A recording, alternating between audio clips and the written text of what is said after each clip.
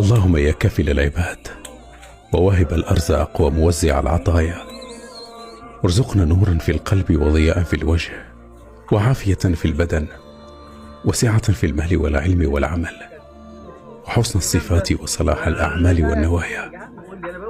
اللهم سترك وعفوك، اللهم سترك وعفوك، اللهم سترك وعفوك وودك وحبك وقربك ورضاك ولذة النظر إلى وجهك الكريم.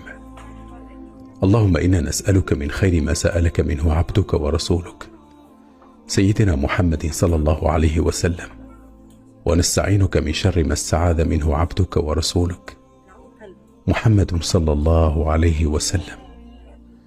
اللهم اجعل هذه الأيام المباركة ماحية للذنوب ومفرجة للكروب، اللهم اجعلها جابرة للقلوب